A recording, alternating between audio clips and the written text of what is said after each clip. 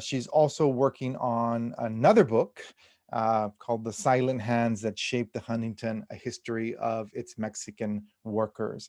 And of course, we are happy and we're thrilled that Natalia Molina was announced and awarded a 2020 MacArthur Fellow. And her work, her list of awards is very long. And I was teasing her at the beginning of this that it makes my job even harder because I have to talk about all of these accomplishments. But we are super, super happy and proud to have her in American Studies and Ethnicity, but also as an advisory board member to the new Center on Latinx and Latin American Studies.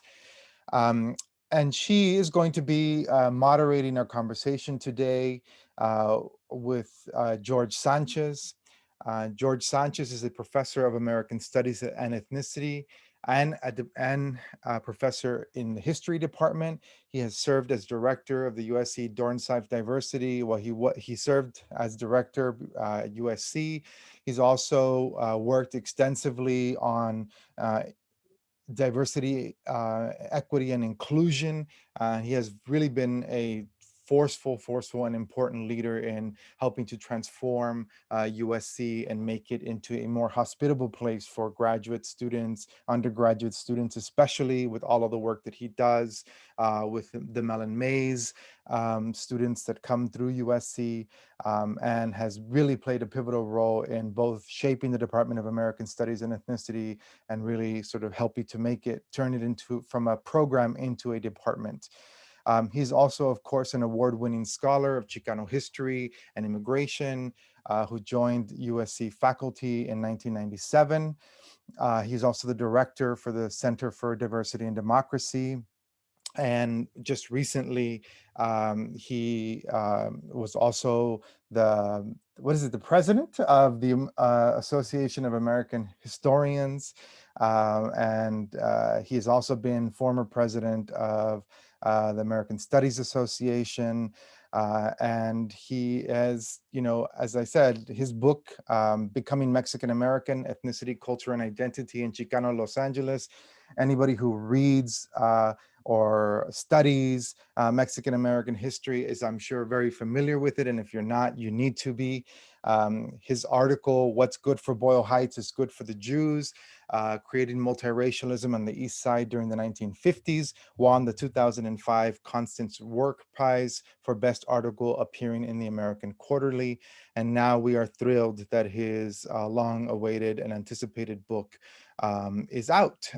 And we look forward to having this conversation. And thank you both to George and Natalia for being here with us and giving us an opportunity to celebrate this book. So Natalia, it's all yours. Thank you so much for the lovely introductions, and thank you everyone for being here. Just makes me more look forward more to being together in person again. We're going to do a Q&A for about 20 minutes, and then we're going to turn it over to you because I see many experts on Los Angeles, urban planning, identity formation, race and ethnicity, and we'd also love to hear from you. It is no coincidence that we are starting this talk just as the Dodgers are about to start the game with their MVP, Clayton Kershaw, and we are here with our MVP today, George Sánchez, future Hall of Famer. So it is really my pleasure to be here. We're here for George Chella. We just really want to celebrate George. He's given us so much through his mentorship and through his scholarship. And since the book is not, might not have reached your mailboxes yet or Kindles, I want to give you a preview of the book by structuring the conversation in a Q&A where we kind of go through the arc of the book. So George, I remember reading your Becoming Mexican American. And I think I've told you this before. As an undergraduate, I love that book. As a graduate student and then someone trying to write a book, I hated that book. You did so much in it. And one of the things I remember feeling specific or being surprised by was how it started in Mexico, this book on Chicano LA. I see a similarity with Boyle Heights.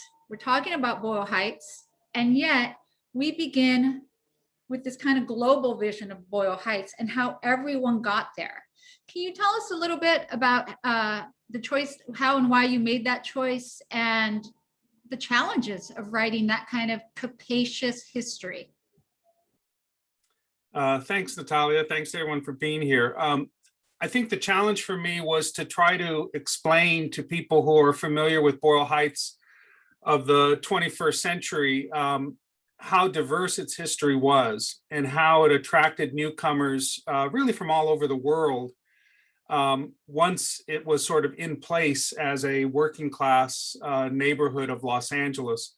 It really attracted people from Japan, from the American South, from Mexico, from Italy, from Eastern Europe, from everywhere really, because it was one of the few places in Los Angeles that welcomed everyone, and where everyone felt that they could, plant themselves in the early 20th century, and was one of the few places that was not racially segregated and had other people eliminated. So most other parts of Los Angeles had been developed with racially restrictive covenants, and Boyle Heights really had not. There's a few other places in Los Angeles that had not. But to tell that story, I felt it was really important to give people a picture of where folks had come from and what was happening globally, which is not something that most people take on. But it took me a while to sort of figure out how to do it and what were the themes. And the reason that's so important is that American historians tend to take immigrants and then and migrants and then assume that they're almost blank slates when they arrive at the place that they're at. None of these people were blank slates. All of them came with experiences in Mexico, in Japan, in Eastern Europe, in Italy, and other parts of the United States that shaped the way they thought about class, about race, about other people. And I wanted to give people a feel for that. And that's really why those early chapters talk about the process by which people got to Los Angeles and specifically to Boyle Heights, and what they brought to the table when they started to interact with each other in Boyle Heights. So that was really my goal. And that was it was hard to figure out how to do it in a concise manner, but I think I was able to accomplish it. This is a question that's kind of connected to that. So when I was writing my first book, Fit to be Citizens on Los Angeles, that looked at public health and the way that it shaped race, I looked at all these health officials and the way that they had certain policies for European immigrant groups, but different ones for Asian immigrants, Mexican immigrants. And around that time, David Roediger came and gave a talk at UCSD where I was at, and he was talking about whiteness occurring at that same time with European immigrants in a different part of the country. And it felt like we were talking about two different worlds. We're both talking about whiteness, but they just felt so different. And it was one of those ways in which you see that region makes such a difference. As someone who studied, who looks at whiteness in this books, looks at the Jewish community, looks at these European immigrants, can you just talk a little bit about what studying whiteness from the perspective of the West might teach us? Sure. The first thing is that I think that whiteness had to be asserted here. It was not it was not something taken for granted at sort of the origin point.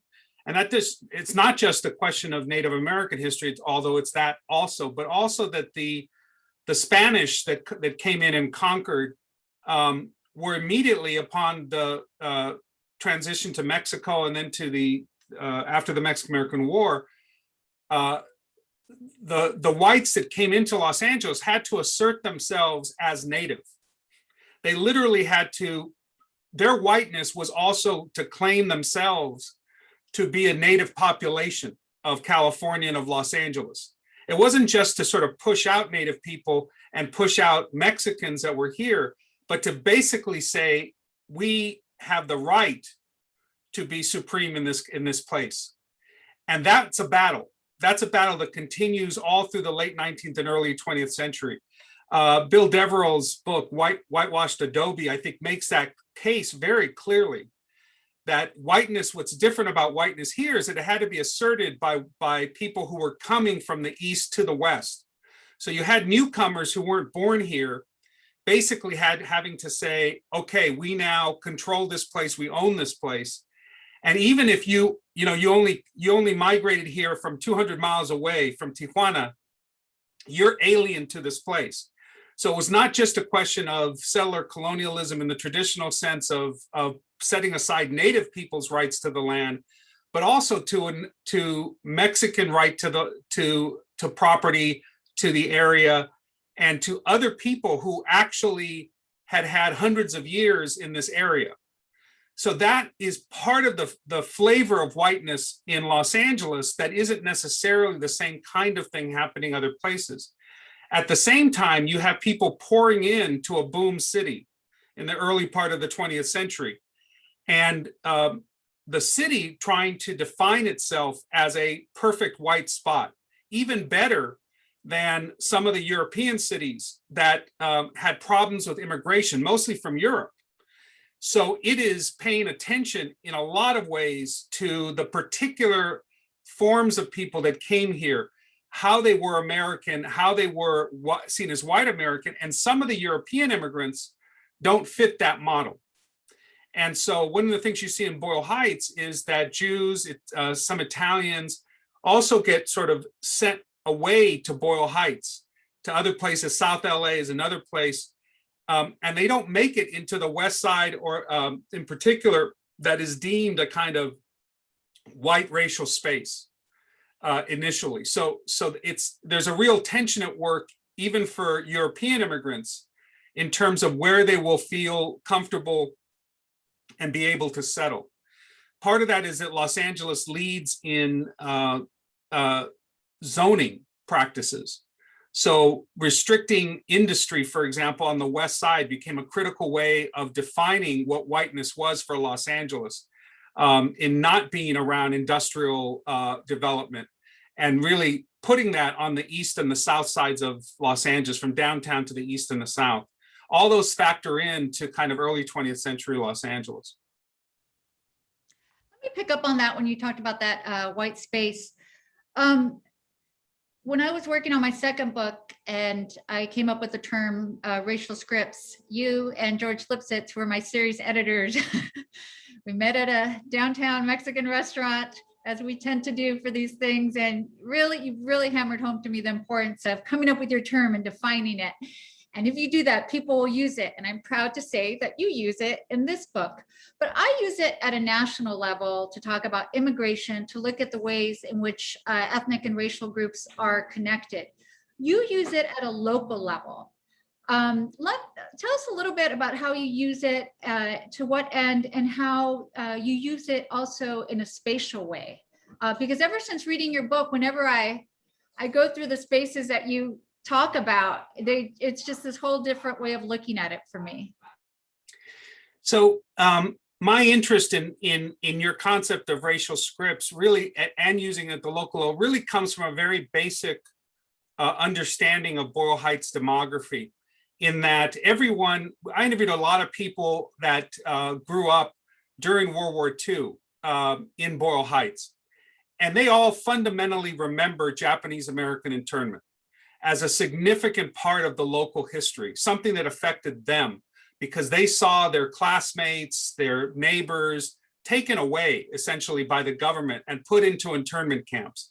I like to, Roosevelt High School, the one at that time, the one high school in Boyle Heights, lost 1/3 of its student body during a Japanese American internment. It lost its student body president, the editor of the school newspaper, all these people. So this was not an insignificant event for the entire population of Boyle Heights. Starting from that issue, and that's not reflected basically in the scholarship on Japanese American internment. It seems when I read the scholarship that that Japanese Americans lived by themselves, and their internment wasn't affecting other people. And I saw this very differently in Boyle Heights. So in thinking that through and sort of expanding out from that, part of what was interesting to me was I knew the story of Mexican repatriation from Los Angeles that happened just 12 years earlier, starting in the early 30s. And I was interested in tying those two stories together because it seemed to me that they had some direct relevance to each other. here were local officials, and I was very interested in the local officials making decisions about supporting a massive population movement out of this neighborhood to try to remake the neighborhood. Mexican repatriation was sort of targeted, and I could show this, but with some information that I had from Mexican consulate records, in particular places in Los Angeles. And one of the key places was the Flats area of Boyle Heights. Neighbor upon neighbor upon neighbor targeted by local welfare officials, mostly the county, to leave and to encourage them to leave. And then 12 years later, it turned out it was the same local officials, literally the same local officials, that were now going to support Japanese American internment.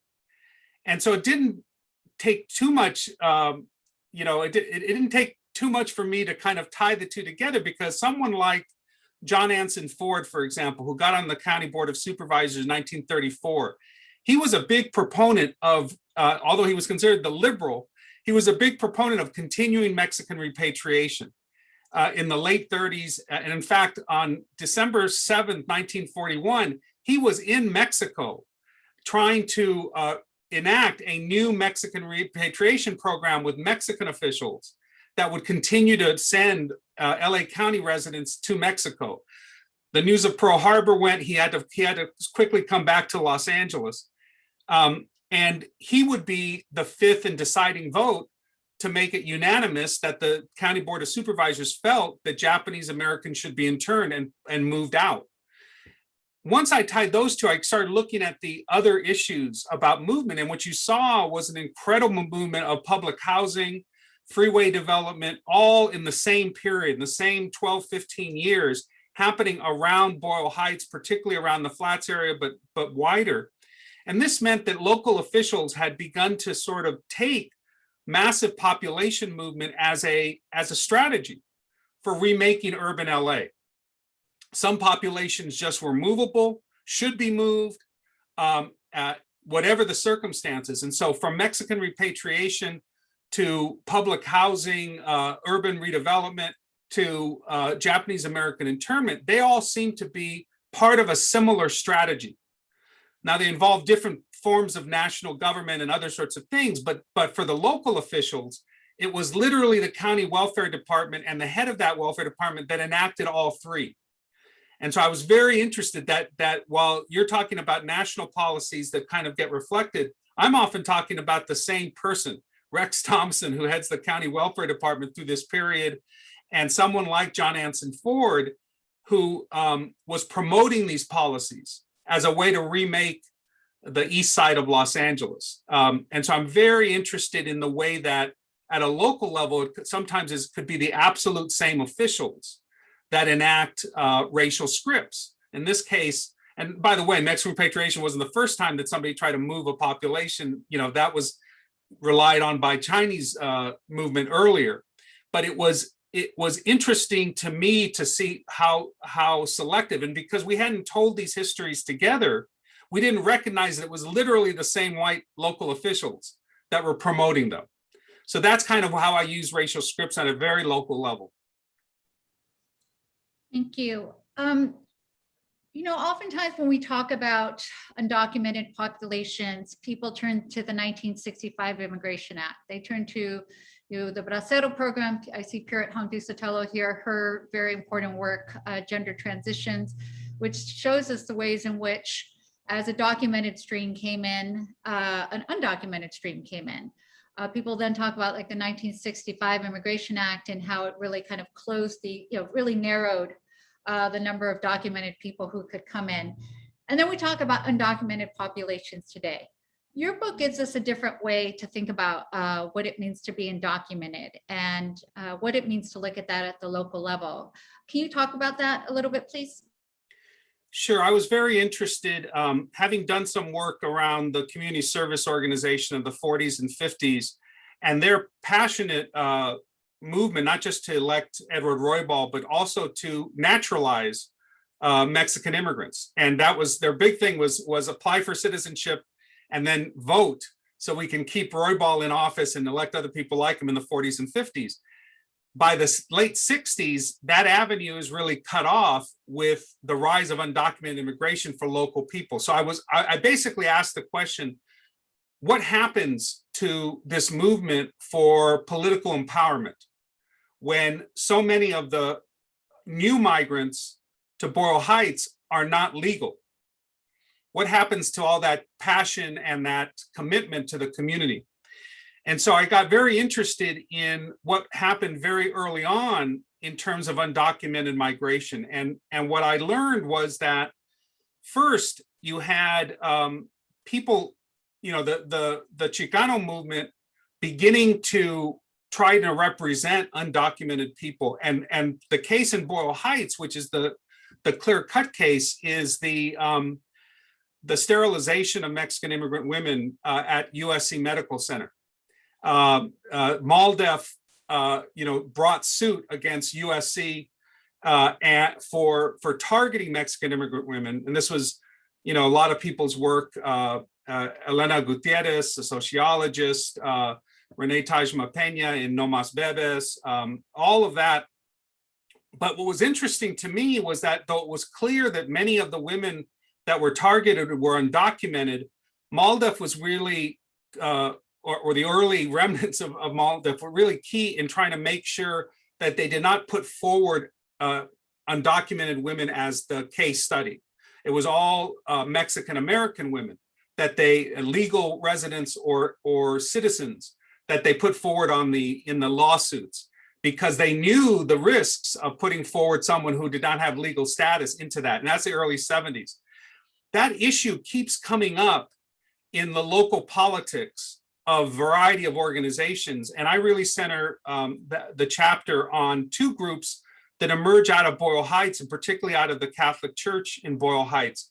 One is Mothers of East Los Angeles, which starts out of the various parishes in Boyle Heights, and is intended to protect the community environmentally, protect it from a prison, eventually from other toxic waste facilities that were being targeted in the community.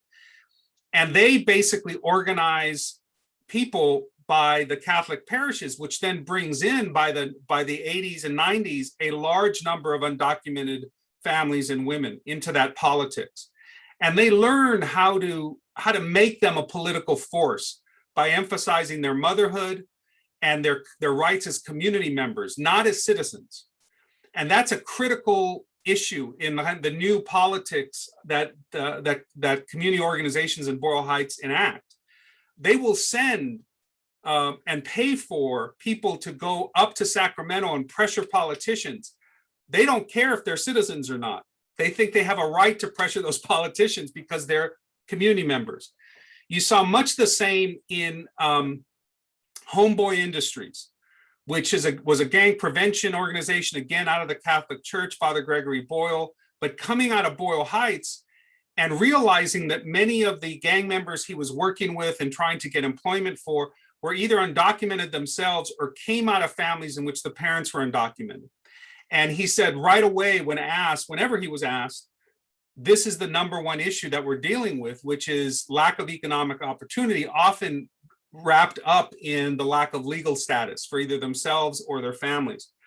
And so as he developed his own gang intervention strategies, he did not care whether someone was a citizen or not. He thought this was a basic human issue that had to be addressed. And so I trace kind of the development of both Homeboy Industries and Mothers of East LA in Boyle Heights to a new kind of politics of incorporating undocumented people and their needs into community-based work that really is not based on electoral voting, not based on having to obtain citizenship, but rather on the humanity that these people presented as neighborhood residents, as people who had a right to express their needs in local politics.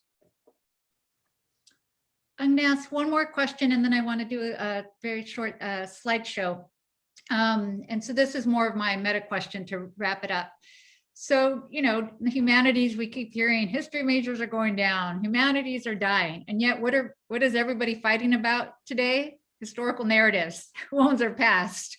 If we look at the 1619 project, we see, so much pushback to it, including amongst our historians. We just wrapped up the Organization of American Historians Conference, which you were the president, and I was the co-chair. And one of the calls that I wrote for it involves 1619 project. I didn't know that so many people would contest that. Martha Jones's Vanguard just won the LA Times Book Prize. I was one of the judges for it. I mean, it was, history of Black women saying democracy might look differently if you look at it from their vantage point. Apparently a pretty radical point of view, because even her book talks got canceled. So your book is doing something similar. It's saying, the future of America looks differently when you look at Boyle Heights. Democracy looks different. Tell us kind of how you come to that conclusion, and tell us how that might challenge these kinds of debates that you're seeing around US history today. So let me start by picking up from where I just left off. We have a basic issue, which we have 11 million people in this country who don't have legal status. How do we intend to incorporate them into our society? Right? To me, unless you're an advocate of massive deportation, which I've found very few people, even on the right, willing to entertain, we've got to think through, what does it mean and what kind of society are we bringing together if we don't think about these people as parts of our neighborhoods, parts of our community. In Los Angeles, many of our communities, a mixed status family is the norm. Okay, so if you start there, then you have to ask yourself, what kind of democracy are we envisioning, right? And I learned really through thinking this through, that often those at the margins, and I think of the undocumented as mostly at the margins of American democracy, the way we treat them is going to have repercussions on how we treat so many others that are marginalized in the society, right? If we can't treat them with humanity, we're not going to be able to deal with the issues of violence against Asian American immigrants. We're not going to be able to deal with anti-Black sentiment. We're not going to be able to deal with anything else if we don't say, what kind of democracy do we actually want? It's not about one group or another. It's about, how do we think of all of these people as part of a community, a neighborhood, in terms of a democratic culture that we want in the future. So I think of Boyle Heights as a window into thinking through how people on the ground have thought of, a community that has a right to certain basic human needs. No matter what their legal status, no matter what their race, no matter what the politics are, people in Boyle Heights have always taken it for granted that they are an American community. They are a community in this country that has certain rights, and they have a right to organize in a certain way to enact those rights, right? And that's what I hope all of us start to do. Like, what will it take for the neighborhood I live in, the community that I live in, for everyone to feel part of this American democracy and to enact the rights that we deserve on each and every local community? It's to take those larger concepts and then root it back into neighborhoods in the United States, to me, is a key part of this. And so I've always thought Boyle Heights, as it's worked through its diversity, it's worked through its different legal statuses, it's worked through immigrants coming from a variety of different backgrounds, battling a city that was anti-union, all of those things that it had to do over time, gives a window into what democratic practice actually can be in the United States. And I guess that's why I tied this history into thinking through the future of American democracy, because I think we have some big questions to ask ourselves if we ever want to get to that place where we can say, in fact, the United States is coming closer to being a democratic country. So that's really where those things for me tied together. Well, George, this is a beautiful local story that tells a big history. And that's a wonderful example of how you do so. I also wanted to show people, not just tell people, but show them how it is that you write such history. So I'm going to share my desktop.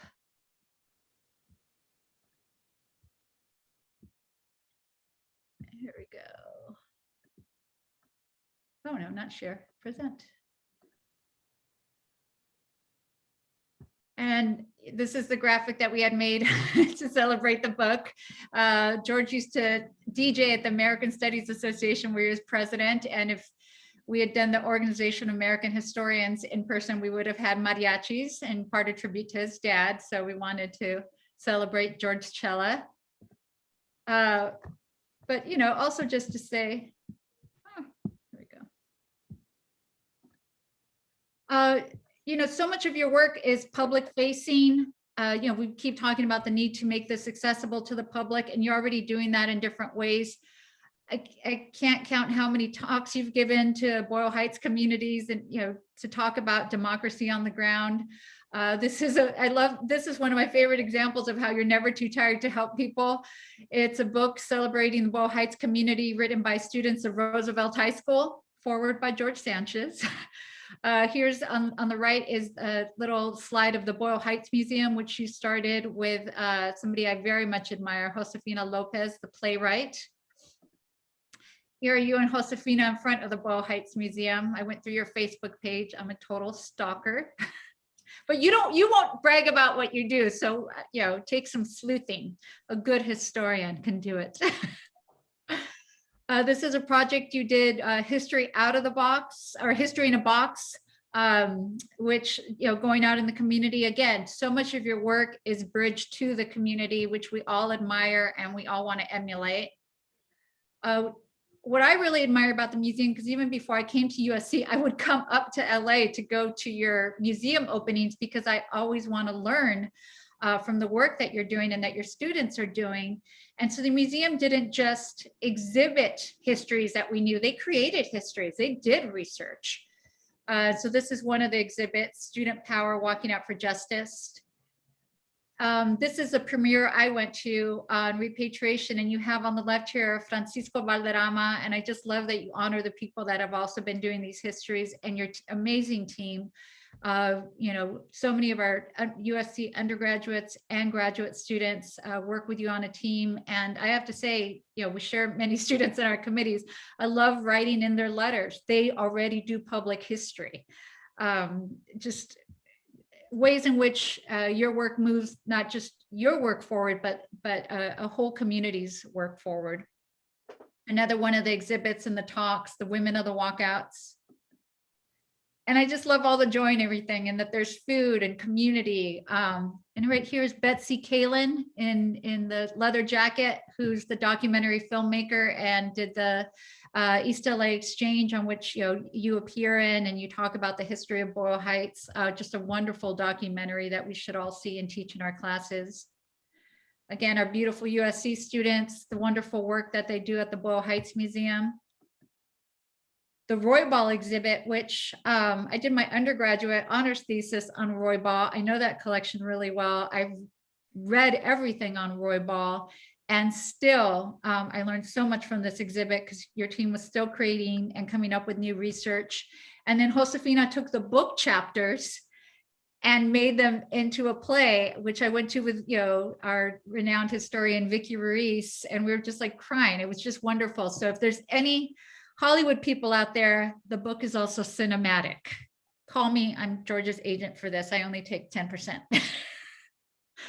And just, as I went through your Facebook page, just how long you've been doing this. We just finished the OAH conference, Phil Deloria, the incoming president, when he introduced you, the 45 PhD students that you've, trained, placed, and this is the beginning of that story. Many of whom, like Miroslava Chavez, are full professors. Just wonderful community that you've created. And then when you talked about that, these are communities side by side. We also are always having these conversations with different communities. So Dwight McBride, president now of the new school, but at the time at UCLA, and then our USC students here. We aren't together this year for you being president of OAH or the release of the book, but this is when you were president of the Pacific Coast branch of the American Historical Association in Hawaii, which was your idea. That, I have to say, of all your ideas, might be one of the best. I had to come up with a little memoir there. See, I've known you a long time, George. I really appreciate your work. I really appreciate your spirit. Thank you for always being so sharing in everything you do. And now we will open up to Q&A. Once I figure out how to stop sharing my screen. Here we go. Okay. Great. Professor Leland Sato. Okay. Well, thank you, Natalia and Juan and George for doing this. This is a great event. And George, I was wondering, thinking about Boyle Heights. So earlier, Natalia had mentioned whiteness. And in the United States, one of the major exercises of whiteness was in residential segregation and racial exclusion. And so I was wondering about the history of Boyle Heights and how it went from a white, affluent community to this multiracial community that you described. Because also personally, I'm thinking about when you were a kid and I was a kid living in Boyle Heights, how did our families during this time of when restrictive covenants were widely used in other neighborhoods, how were they able to move into Boyle Heights?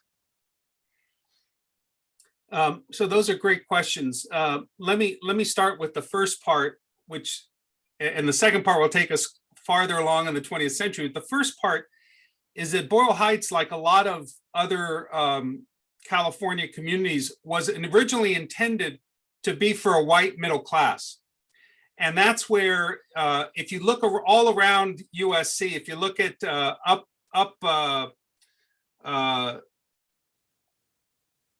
Hoover, and then you go basically mark around downtown, including Boyle Avenue and Boyle Heights, you'll see these 1890 Victorian homes, very large. Those were the initial homes intended for a white middle or upper class to move into. And all the communities in the late 19th century were competing for the same migrants that they hoped would come in and bring up their communities. Boyle Heights lost out in that. Other communities won out. I think of Pasadena, right? That for those of you that know Pasadena or live there, right? Pasadena was one of the communities that was developing at about the same time. It very quickly put palm trees down Orange Grove, and it developed. It was a group of people from Indiana that sort of developed it, but it had advantages that it wasn't attached to the city of Los Angeles.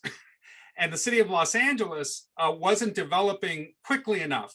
And Pasadena did. It became a kind of white enclave. Other places became white enclaves, and people couldn't develop Boyle Heights quick enough, even though it had that intention. And so very slowly over the course of the early decade or two of the 20th century, developers had a lot of empty lots. They had a lot of things that they intended to build up that weren't built, and they essentially lowered their expectations, lowered in quotes, to a working class population. And that working class population began to flood into Boyle Heights for much less ambitious homes than the Victorians that were then developed all over the Boyle Heights spectrum. And that meant that you had working class Jews move in, you had an African-American community move in around the Evergreen Cemetery area, you had all other kinds of immigrants, Italians, Mexicans move in, and then you had the very poorest areas around the flats. So it went from having this aspiration, let's say in the 1880s, if you see the what's known now as the Mariachi Hotel, that was a hotel right in Mariachi Plaza. It was intended initially for very well-off Angelenos to kind of come and stay in a hotel and then look at the plot that they might build their own house. Eventually, that hotel basically,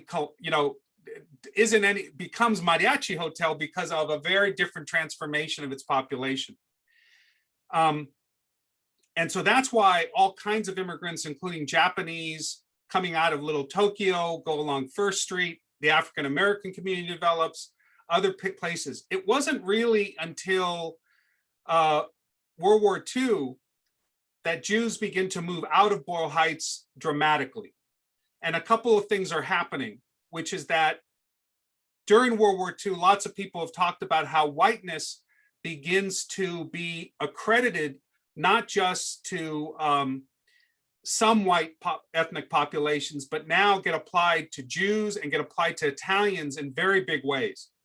And so all of a sudden, neighborhoods that were restricted from them open up. And the biggest one is the San Fernando Valley, opens up after World War II. And at the same time, you have Jews pouring into Southern California, taking up those residents. But Boyle Heights Jews after World War II are saying, gee, maybe I can kind of take a step up. They're, of course, encouraged by the ways in which mortgage assistance is distributed, very racialized. And so for many of them, it's cheaper to go out and buy a new house in the Valley than it is to pay a much higher rate to stay in Boyle Heights and to buy something in Boyle Heights. That's incredible, but it's because Boyle Heights is red line. And the red line means that it's more expensive to take out a loan because it's seen as a riskier community. It literally is red. So those that can move out, like Jews and Italians after World War II, start to do that in mass. And I trace kind of that movement from basically World War II till the 1960 or so in my book, and the pain that I think a lot of those individuals had of moving out.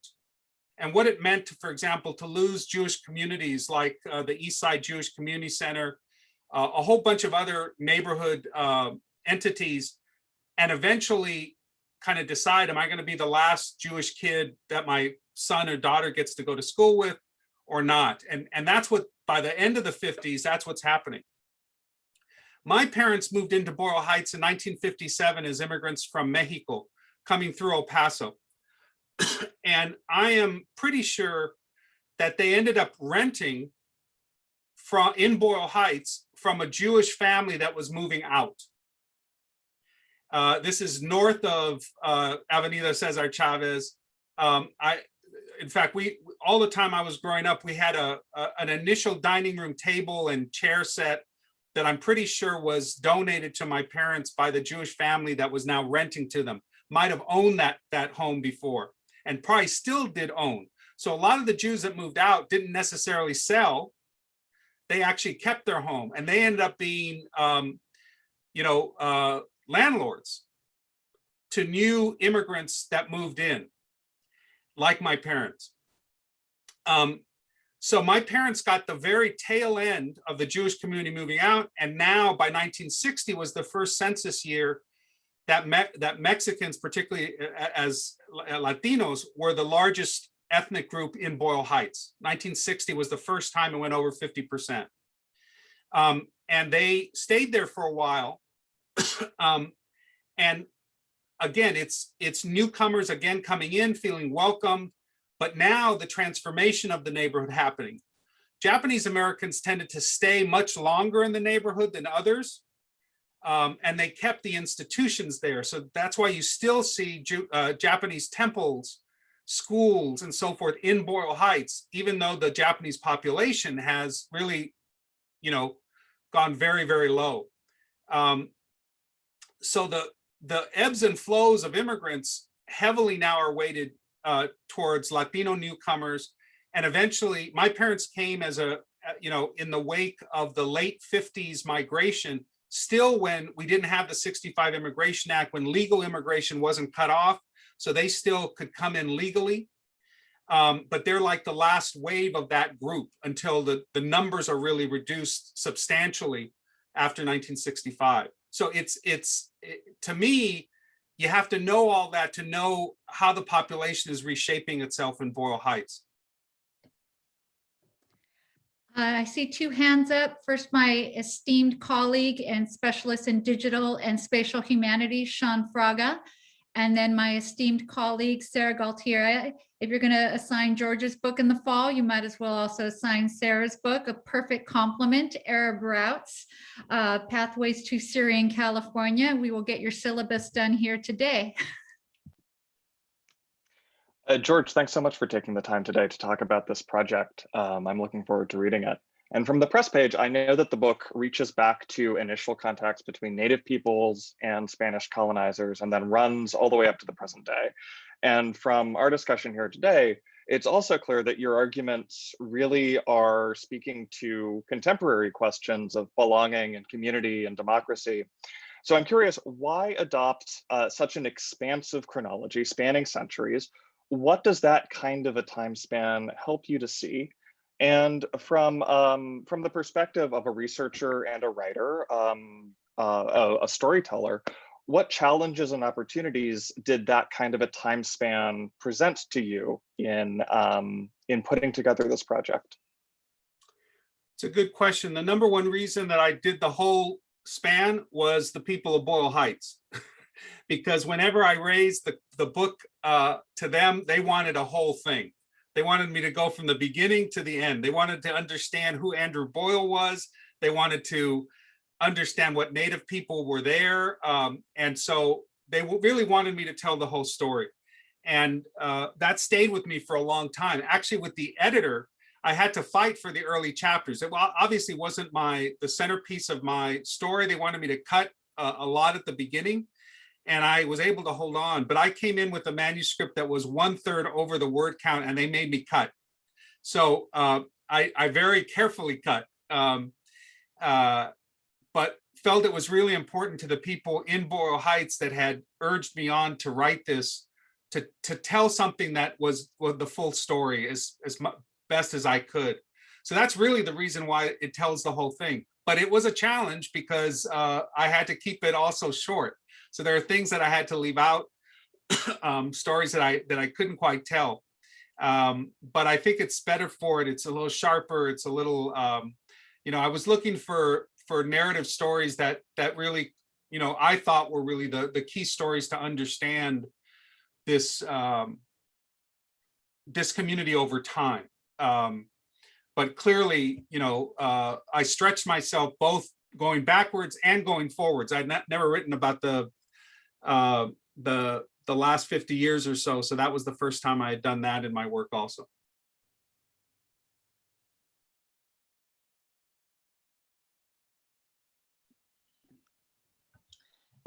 Hi, George. Hi, everyone.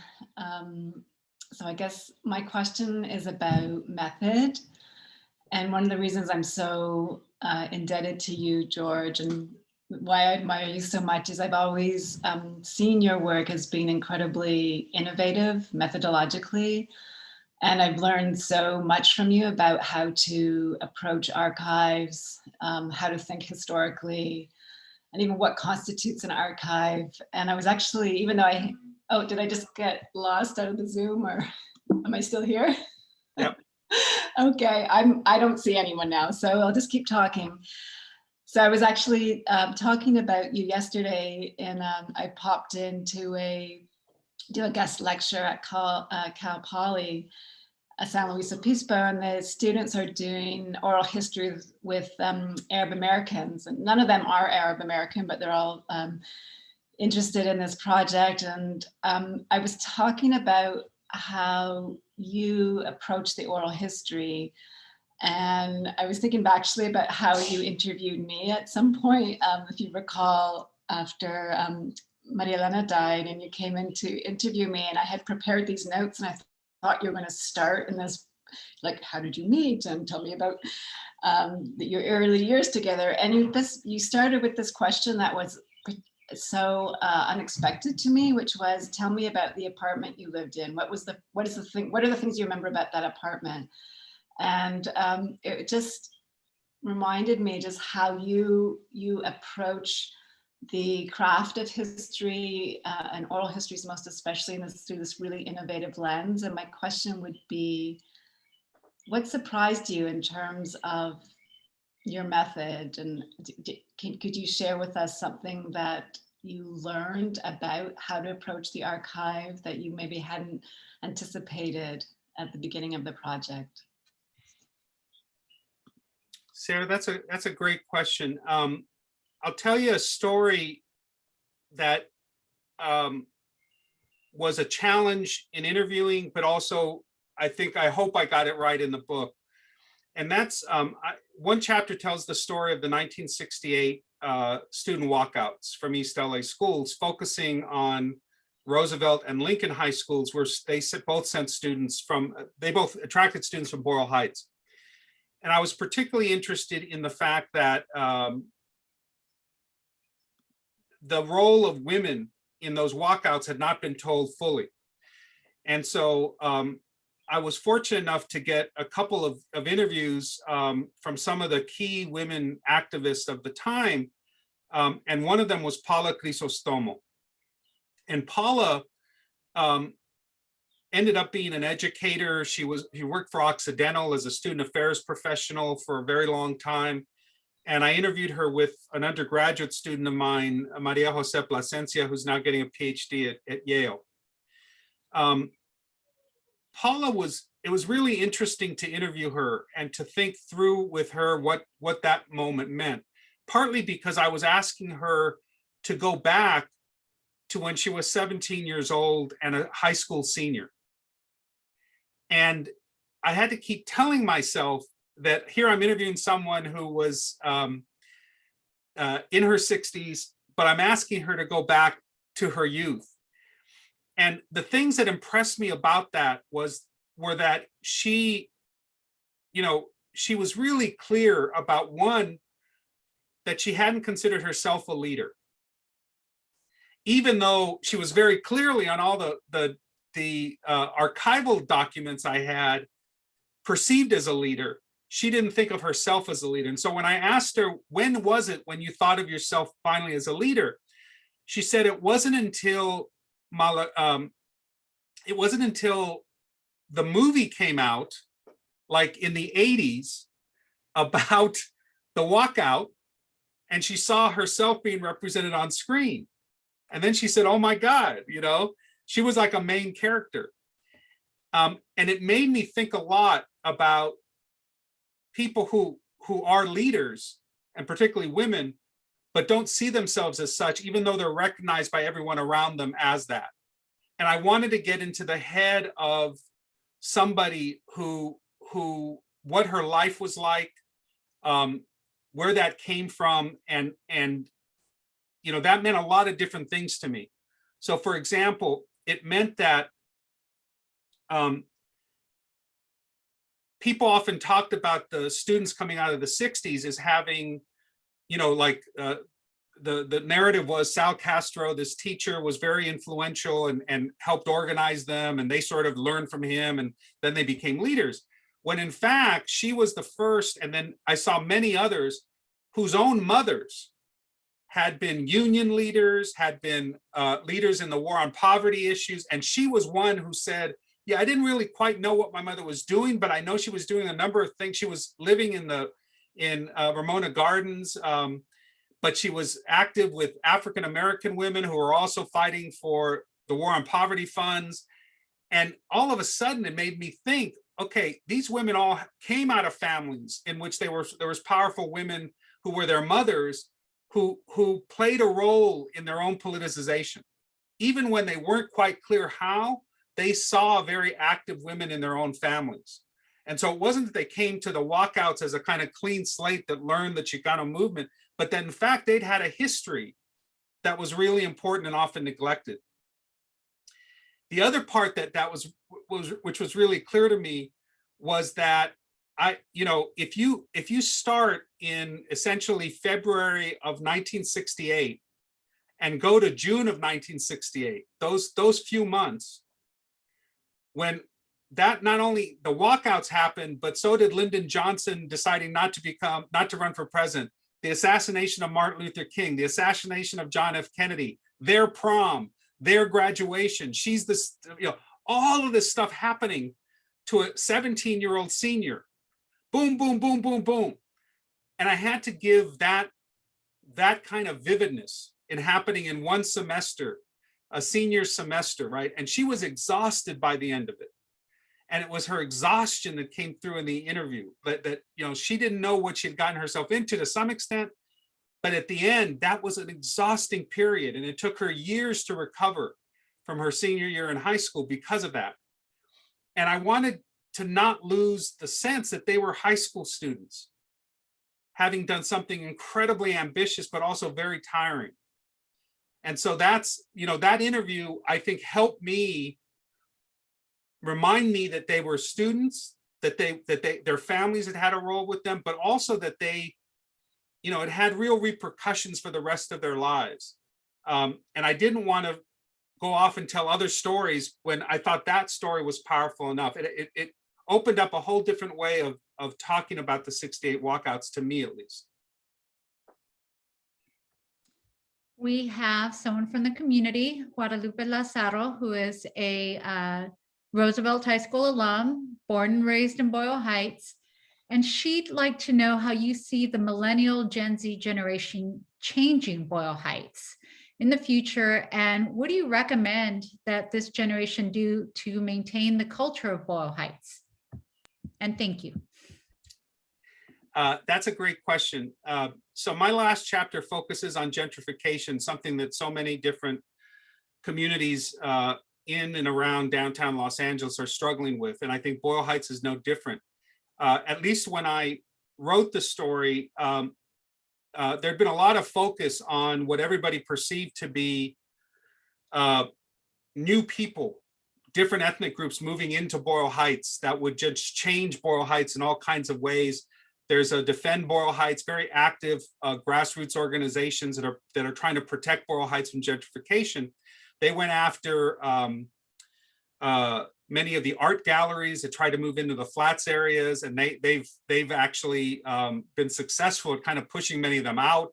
There was coffee houses. There was a real confrontation in many places, but the focus was often on whites or other people moving into Boyle Heights and changing the neighborhood. Some of the first studies that happen on gentrification indicate that's not really what's going on, but instead, what people have been referring to in some of the newspapers as gentrification, or Latinos moving into Boyle Heights, sometimes who grew up there, but now come back with a college degree and say, I want to live, it's a little bit cheaper here, and I want to live in the downtown area, right? With the access to the subway and that sort of stuff. So all of a sudden, gentrification to me implies that Latinos who with college degrees, even when you grew up in East LA or Boyle Heights, you have the possibility of transforming that neighborhood just by the fact that you move into it and then can pay more than a low income immigrant family, even if that immigrant family is your own. You may be pricing them out of the future market for apartments in Boyle Heights. And by the way, 75% of the people in Boyle Heights currently rent. So that's a huge issue. It's a problem, but it's a problem that is very much needs to be talked about in the community. It needs to be talked about at USC. We have USC students who now live in Boyle Heights, right? Again, upping the prices for other people. They don't intend to. They're looking for a bargain, but it's close enough to the campus, and it's certainly close enough to the medical school that they can live there, but they're having an effect on pricing. And particularly in a city that doesn't enact very strong low-income housing regulations. So for me, it's one of those community-based questions that shouldn't be put off on other people, but in fact should be discussed inside the community. What are we to do if by the very fact that we are now staying in the neighborhood, we're raising the rents? So this to me is really interesting for the Gen Xers, for the newest college graduates to think about, including those from the neighborhood itself. Part of the impetus of those newcomers is to introduce things that are new to the neighborhood. So in that last chapter, I talk about, for example, the Roosevelt High School student who goes off and then wants to become a barber and opens up a haircutting place that gives kind of cool male haircuts that he couldn't get in Boyle Heights because it was all kind of immigrant barbers. He charges twice as much for the haircuts, but he gets a wider following. And so it's something cool. Or the people who create new bars that are LGBTQ open, friendly, that have karaoke mariachi, and all this stuff that that the young generation loves, but that transforms the neighborhood. So I'm not scared about transformation. I'm not scared about newness. The question is, can that happen? And at the same time, can we protect the neighborhood so that it doesn't price out low-income people? So it doesn't eliminate other kinds of bars for different generations. That's a really tough question, particularly when it's not helped by a local government that doesn't do enough to protect low-income housing. And then there's forces, of course, all over the region. So that to me is like one of the things to keep in mind, that it's actually something to be discussed at campuses, at things. What does it mean to move back even into your own neighborhood if that is going to price somebody else out of apartment buildings and so forth? That needs to be discussed. It needs to be talked about. We need to have community forums on those issues for our current students and our future graduates. And in the chat, our sociologist Karina Santillano writes, coffee shops too. Make sure you look out for her research. Absolutely. Well, let me just say, Boyle Heights has a lot of them that are now like, everything is from Latin America. You can get any kind of coffee, you get cafe chicana or chicano, right? You can get all kinds of things. Again, it doesn't mean the community has to stay the same. It can change. And a lot of the kids that went to Roosevelt wanted coffee shops. But then what happens if that prices out something else from the neighborhood, right? These are not easy questions. I don't have an easy answer. That's why we're lucky Karina is working on it. Adrian Adams and then Richard Fox. Thank you so much for all of this. And actually, it was when I was at Oxy, Paula Cristosimo was one of like the key people for my time there. So thank you for mentioning her. So I had a question just about writing process for you of, juggling so many different elements of, these relationships with neighbors, friends, people who live there, people who no longer live there, as well as, doing the museum work and this like multi-pronged approach to research. And just for you, what was sort of like the timeline and process of like putting ideas, experiences, testimonies to the page and then revising and different things like that? Because I think the multiple layers that you're talking about, I think generates this exciting, yet I imagine deeply knotted process. Yeah, this is one of the books that you can say thank you to tenure for. And the reason I say that is that once I got tenure, I said to myself, okay, I need to take it more slowly. I need to think through some of the implications of that. This is not a book I would recommend to anybody writing a dissertation and having to get tenure. It's a post-tenure book. So it's taken me 30 years. And that has allowed me to do a number of things. One, it allowed me to train myself in areas that I didn't feel strong enough in. Jewish American history, Japanese American history. I worked with the Japanese American National Museum. I worked with the Jewish Historical Society.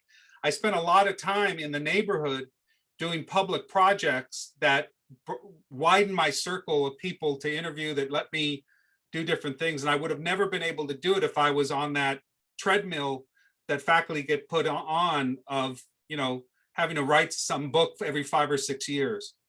And I knew that. The other thing is that I'd come to USC where the problems are still deep and wide. And so I was asked to do a number of things related to, you could see it in graduate training, you could see it in diversity work, you could see it in first generation stuff, all kinds of, I can go over and over. But the point is that meant the writing was going to be uneven and sporadic. And so what I decided very early on was to take this systematically, to write articles that allowed me to get my ideas down, to do the public projects that let me expand the work and connect it to communities. And, it wasn't really until I stopped being a dean that I could come back and have some time off to finish particularly the last few chapters that were really in areas that were new to me. So that was really the key to it. And I think having that larger vision, but realizing that I needed the time. So I'm a big believer in tenure. If you want actually detailed public facing scholarship, that is, I've been working in Boyle Heights now for the last 23 years, ever since I returned to Los Angeles.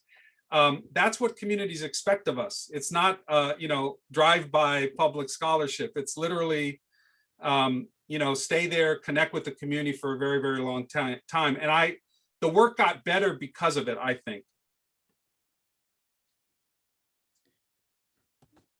Hi, George, and thank you, Natalia, for doing this. The Q&A system works great for presentations like this.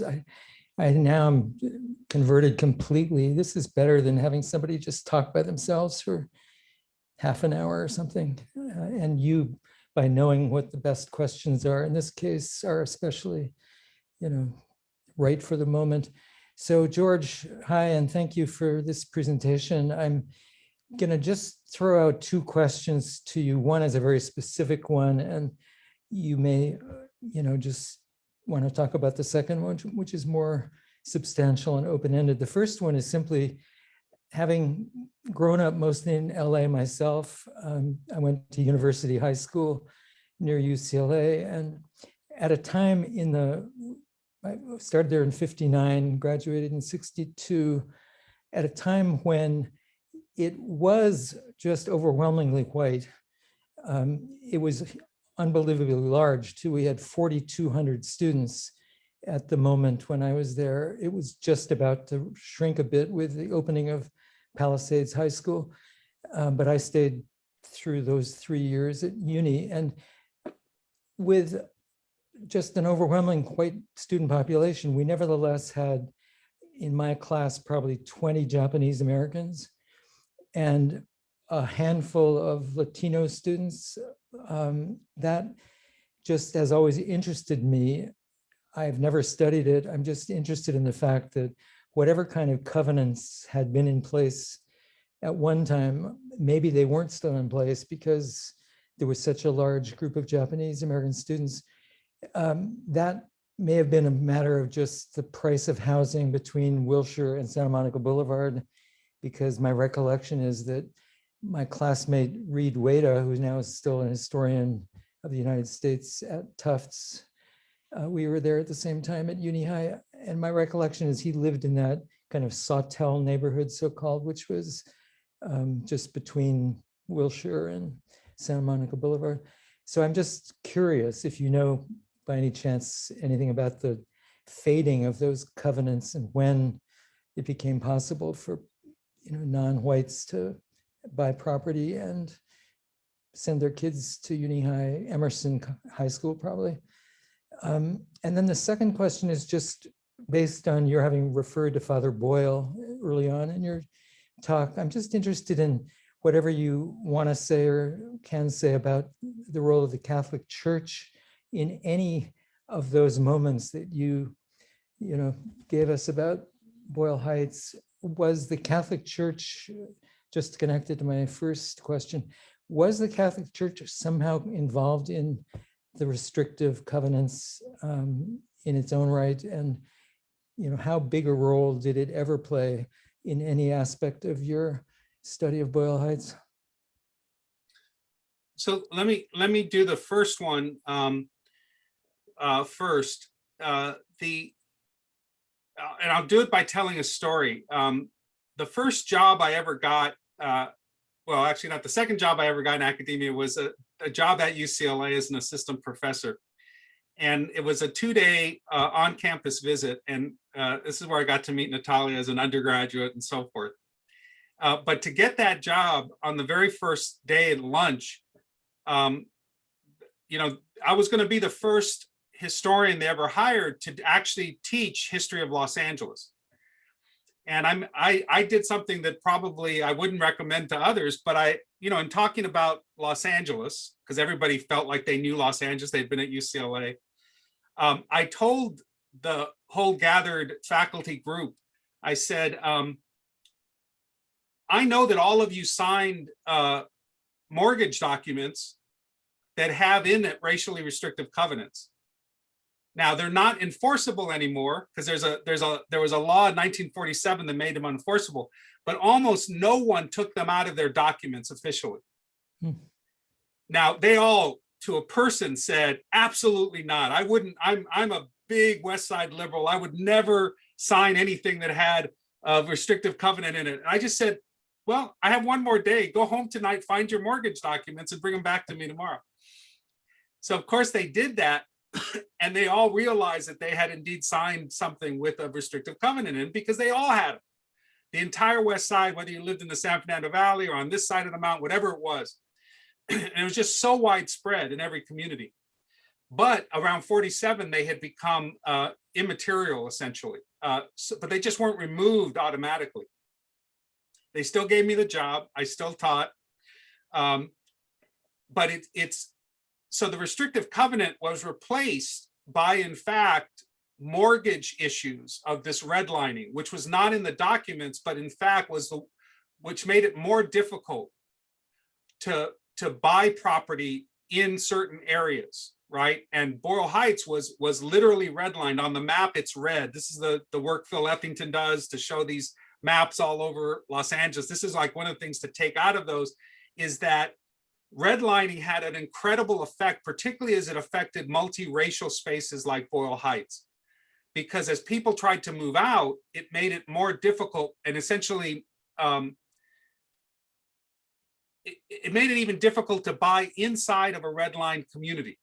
You ended up renting. And that's where the divergence between renters and places where home ownership was key sort of developed in LA. So these still have this incredible impact.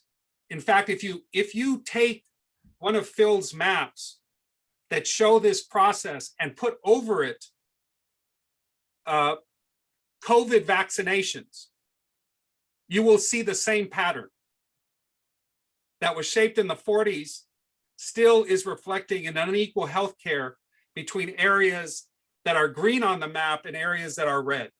It's still there as an ongoing effect. But it comes about in different forms, essentially. And it's more mortgage assistance and the continuing discrimination of people of color. The Sawtelle community develops fairly early. I think it might have even started even before internment, but it really gets solidified right after internment. The Japanese tend to come back and move lots of different places and eventually move out of Boyle Heights altogether, but there's smaller pockets, basically in a lot of different neighborhoods, including Sawtelle. The second question about the Catholic Church is important in lots of different ways. The Catholic Church has always had a presence in the East Side and East LA, but one that has to be explored a lot more. It comes up in a number of different ways. So for example, there's a church in Lincoln Heights that ends up being deemed an Italian national church, which was happening in the early 20th century. And it's really where Italians, that's one of the reasons that Italians sort of had this big community in Lincoln Heights, but it did not welcome Mexicans. Mexicans stayed with the Plaza Church and then with a number of smaller churches that begin to develop in Boyle Heights more proper. By the time you get to the period that I'm talking about in the 90s, the 1990s, one of the reasons that both Mothers of East LA and Homeboy Industries comes out of the church communities is because it's one of the places that was key in organizing community.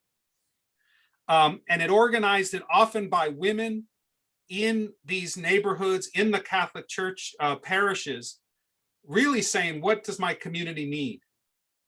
And how am I going to do that? Gregory Boyle is a little different in that he gets placed into Dolores Mission and then has to really deal with an incredible gang problem that he saw emerging among the youth in the community. But he works with the women in Dolores Mission Parish to come up with Homeboy Industries and to get their support. It's working at that local parish level that you get a lot of interesting organizing ability within the Latino community. And it's not always smooth. And, you know, Father Boyle gets sent away after his first 4 years by the regular cycling of a Catholic priest out of a neighborhood, and the community fights about it. He comes back and is given with so much support by all kinds of people that he gets put into a special category, and he eventually grows Homeboy Industries beyond Boyle Heights into a much larger enterprise. But I'm really focused on that period when he was a parish priest, essentially, working. And they're often at tension with some of the larger parts of the Catholic Archdiocese. They're not always in support. And so you get this tension between what Father Boyle is doing at the local level and the Archdiocese, and sending him away and having to deal with community activists who want him to be kept. The same thing with factions of the Mothers of East LA. Some they ended up splitting because some want to work very closely with the local priest, and some want to be more independent from the official church and be a kind of more family-centered, particularly women-centered community. And so eventually they split too. But the Catholic Church presents a very different notion of who you organize. And it's the people who show up at church, right? The people who show up as active people. They don't have a citizenship requirement to participate in the Catholic Church or its organizing. So that, I think, is the fundamental difference, and why they become such a new place for organizing within the Boyle Heights communities. Thanks. We have time for two last questions. Lynn Tamayo, and then I will ask our generous host and inaugural director of the Latinx, Latin American Studies, Professor Juan de Lara, to be the closing pitcher and ask our last question after Lynn Tamayo. Hi, and thank you very much. I had my question answered about the redlining, but I do need to say that after returning to school, near retirement, I just working for USC for 40 years. I decided to get my degree, finally did that. And now I'm working on my master's, and I write, thank you, I write nonfiction narrative on growing up in Boyle Heights in the 1960s to the 1980s. And being part of that somewhat lost generation who was raised by first and second generation American citizens who were, as Ruben Salazar said, sold a bill of goods. And what it was like growing up during the tumultuous time of, you know, social uprising and so for social justice for good reason. And but I also wanted to say that finding this event and just having it being emailed to me, I feel like as though I found the holy grail of Boyle Heights information, of Boyle Heights knowledge, of things that I knew instinctively because of my experiences and things that were passed down to me by oral history, but I didn't have confirmation or it wasn't solidified for me. You know, my mother was very active in the Chicano moratorium and the East Los Angeles walkout. She was a friend of Raul Ruiz and of Cesar Chavez. And I can say it now because it's not scary to say it now, but brown berets met in our home. But none of this meant much to me as a child. I just was there. And as I start to write about it and learn more about it, it becomes more and more fascinating. And so to find this event is just like it feels so wonderful. And I want to share that. Also, about the oral history, there was a Jewish woman that lived across the street. She was elderly. And I remember being told that during the internment, she protected a Japanese man. And I was told in very much detail how she did that. And that's also included in one of my narratives. And I just feel very honored and excited that I was here to learn this. And Professor Sánchez, when we get back to campus, I'm going to find you with my book, a copy of your book in my hand, not just for a signature, but I'm definitely going to need guidance because I am just a student after all. So thank you. That's wonderful. And one of the things that I wanted to say to all my fellow historians who are out in this group is these are our neighborhoods. These are the neighborhoods that we live around, right? USC is embedded in these neighborhoods. And I feel like we have such a responsibility to those neighborhoods, to South LA, to East LA, because this is where we are situated, right? And so for me, I know there's a lot of talk about public facing history. This is what it means. It means literally bringing our tools to bear on people who grow up in those neighborhoods, letting them tell their stories, letting them write their stories, letting them express that, making sure that that's in our archives, right, at our universities. All of those things are so critical. And so I always am amazed by, you are one of many people who I think want to tell Boyle Heights stories, because these are things that you feel like you were connected to, but weren't really told, and you certainly weren't told in class. But to provide materials for people who teach high school, who teach in the elementary grades, who teach our students, and who we can teach because they come from those neighborhoods, that's a critical thing for me. So thank you for your message, and I look forward to meeting up with you.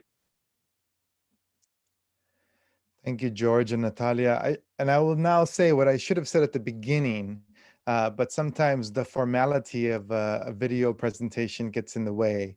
I think one of the things that I wanted to make sure that the center hosted this event is because I wanted not only to acknowledge the book that George Sánchez has produced, but also all of the years of struggle that he has engaged in, not only to write this book, but also to do the amazing work that Natalia talked about, but also to produce something like the Center for Latinx and Latin American Studies. If you go back to, from the beginning, the push for an ethnic studies curriculum at the USC campus with people like Mauricio Mazón and Pierrette Handognu-Sotelo, who was with us earlier. And then George sort of carried that torch and, was really a prominent figure in making sure that American Studies and Ethnicity, which really functions as an ethnic studies department, came into existence at USC. And we wouldn't have the center without that. And I think that that's when we think about, especially as the director of a center like this, for me, it makes a lot of sense when I hear George talk about the kind of epistemic commitment that he has to doing community-based research. We can go all the way back to the beginning of the Chicano studies movement and the Third World ethnic studies movement to see that from the beginning, students have been talking about transforming the university and to making it a space that's responsible and accountable to the needs and the interests of these communities that have historically been left out. That's what George is about, right? He's demonstrated it over and over again. And I think when he talks about, and I totally get it, this idea, everyone's talking about public facing scholarship. We need to go back and think about, the Chicano movement, Black studies movement, Asian American studies movement. This is what ethnic studies is about historically. And we need to sort of give tribute to that and to people like George who have been fighting this fight for a very long time. And so I want to thank George. I want to give you, we're almost out of time, but if you have anything, final comments to say, I want to thank Natalia for being such an amazing colleague and doing such a great job today. But thank you all for joining us. And I'll just leave it up to you, George, to close us out, and to Natalia. Well, I just want to thank Juan, you for putting this on, Kathy Calderon for organizing, Natalia for being one of the many students that I've had that I learned so much from. One of the things that I really value at USC are the students, because they continue to come from those neighborhoods. They continue to come and enrich our scholarship in so many different ways, both the undergraduates and the graduate students. So I'm really thankful for USC for providing a home for them and a place that they can get trained and then go out and do their own incredible work. And I just always think that, that's a commitment that we should never underestimate, because it doesn't happen lots of places. And the fact that it's happening at USC, I think, is really important.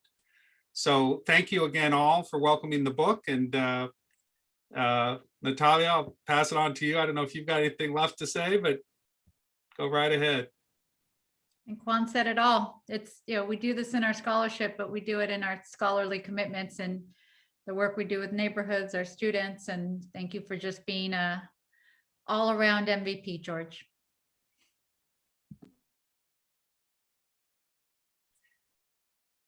Thank you Thanks all for- so much.